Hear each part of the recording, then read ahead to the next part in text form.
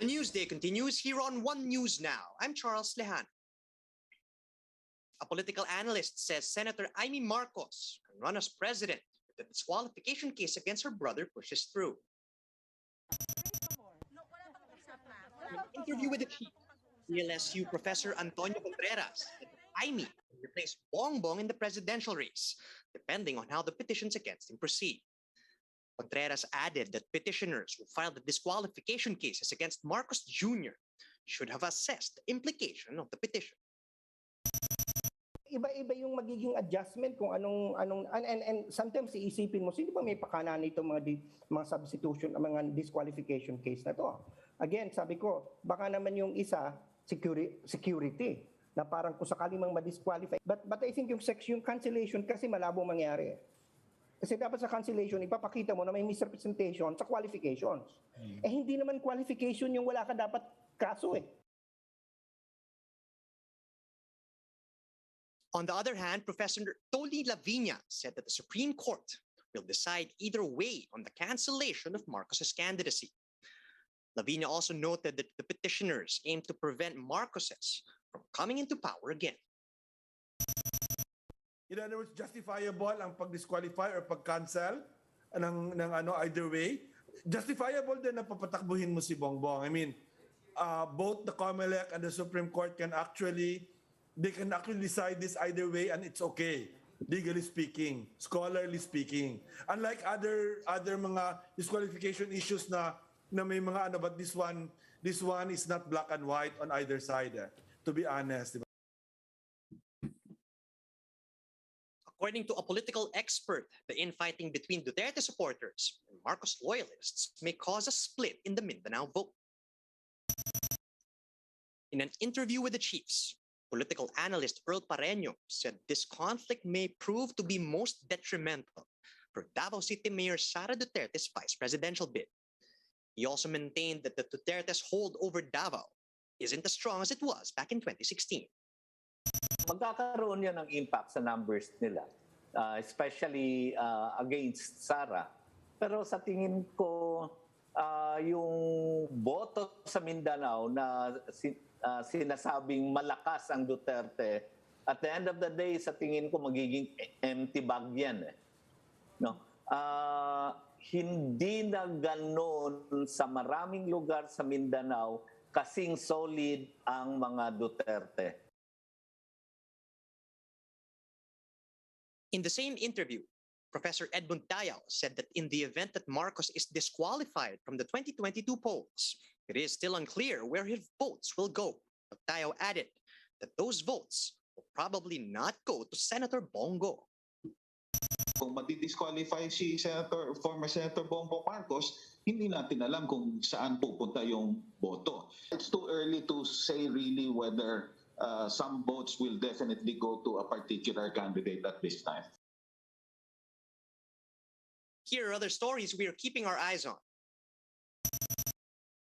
Presidential hopeful Isko Moreno says he will stop further attempts to convert agricultural lands for other uses if he is elected in 2022. In a meeting with some farmers in Laguna, Moreno promised that if elected, he will issue a moratorium on land conversion for up to 3 years. According to Moreno, this is the way to protect the farmers' interests and to maintain the country's food supply. Formerly Biological's executive Rose Nono Lin, who is running to represent Quezon City's 5th district in Congress, has resigned from Lakas CMD. With Lin's resignation, Lakas CMD told COMELEC to revoke the certificate of nomination and acceptance given to her. Lakas CMD says Lin is now an independent candidate as far as they are concerned. Davao City Mayor Sara Duterte has rejoined her regional party Hugpong ng Pagbabago. Mayor Sara rejoined HNP as the Southern Mindanao Regional Chair after finding out that there would be no conflict under Lakas CMD's bylaws. The vice presidential aspirant is now a member of both Lakas and Hugpong. Meanwhile, other presidential candidates laid down their platforms in an economic forum earlier this week. Mobile journalist Pamela Vasquez has the details.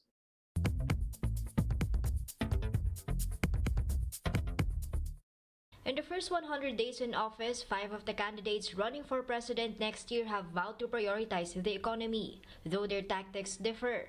Senator Manny Pacquiao says he will create hundreds of thousands of jobs and give houses to the poor. But he didn't specify where he will get the budget for free housing. Mag-focus tayo sa pagbalik ng normal na ekonomiya natin. Yung mga wala pong bahay, bibigyan po natin sila ng bahay. Meanwhile, Senator Bongo says he will expand his Malasakit Center initiative, which helps poor patients with their medical bills. There are now 149 and we will double it in my first 100 days. My goal is that every public hospital in the country will have a Malasakit Center. But he also vowed to carry on with President Duterte's war on drugs. You can expect the same strong stance in the government's fight against corruption, criminality, and drugs. For his part, Senator Ping Lacson has promised to sign a bank secrecy waiver on day 1 of his presidency to signal a clean government. He also says he will work to provide free COVID-19 testing and treatment for everyone. We will fully fund our existing gaps that will lead to the full implementation of the Universal Healthcare Act. Vice President Leni Robredo took it one step further. We'll set aside 216 billion pesos in the national budget for ayuda distribution to protect families from hunger and provide them with their basic needs without being forced to go to work. Meanwhile, Manila Mayor Isko Moreno is pushing hard to cut taxes on oil and electricity. The DOF has warned that cutting excise taxes could affect next year's COVID-19 recovery measures. It is true that this will be a loss of substantial enough revenues for our government. It will also alleviate the sufferings of our people. The candidates spoke at a forum organized by the Philippine Chamber of Commerce and Industry, which former Senator Bongbong Marcos skipped. Mobile journalist Pamela Vasquez, We Are One News.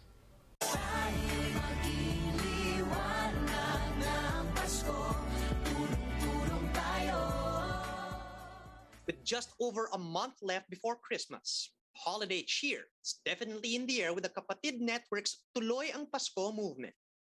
PLDT Smart Foundation's Esther Santos tells us how different our Christmas will be this year. Let's watch this. Atin ang Pasko, kapatid. Dalay pag-asa sa atin ang Pasko. Anumang hamon ng mundo, magkasama tayo, itutuloy ang Pasko. Here to tell us about the Tuloy Pa Rin ang Pasko campaign, we have with us the PLDT Smart Foundation President, Ms. Esther Santos. Ms. Esther, tell us all about the Christmas campaign. What can we expect for the holidays? Last year, the whole MVP group started the Tuloy Pa Rin ang Pasko movement. Nandiyan at abot kamay, tayo'y maging liwanag ng Pasko. What we did was to bring Christmas cheer to several families, communities, frontliners all over the country by giving Noche Buena packs. We are still feeling the negative effects of the economic crunch due to the pandemic. That's why we say it's a movement. It goes beyond the MVP group. And we want to bring in more partners. Other companies are also joining us in the movement. And it can be anything, no? Depende sa kakayanan ng giver. Tuloy pa rin ang Pasko ng Pinoy kahit ano pa mang pasakit sa ating bumalaki. Pag-ibig sa ating puso ay mamamalagi na para bang ngiti dito sa ating... What were you able to do last year and what do you plan to add this year? But for instance, kami sa PLDT Smart Foundation, we were able to give out 3,000 Noche Buena packs last year. We're planning to even double that or even do more than that this year. Ano po ba yung aasahan ng ating mga kapatid na matatanggap nila para masabi, tuloy pa rin ang Pasko? Tuloy pa rin ang Pasko movement has expanded beyond the Noche Buena packs. We'll work on with you together with our AFP partners to do some help in Sulu in terms of putting together ambulance bicycles. Kami rin sa PLDT Smart, we're giving away more of the pocket Wi-Fi, which has been very helpful for students. This year also, we still want to help the frontliners. We'll be giving away hot meals as well as Noche Buena packs. What is the message that we want to send to Filipinos and our fellow kapatids, knowing that we're leading towards hopefully seeing the end of the pandemic as well. Pag nagtulong-tulungan tayo, makakaraos po natin ngayong Pasko at itong taon na to. So, sa lahat ng ating mga kapatid, maligayang bayanihan Pilipino. Nandiyan at abot kamay, tayo'y maging liwanag ng Pasko. Tulong-tulong tayo.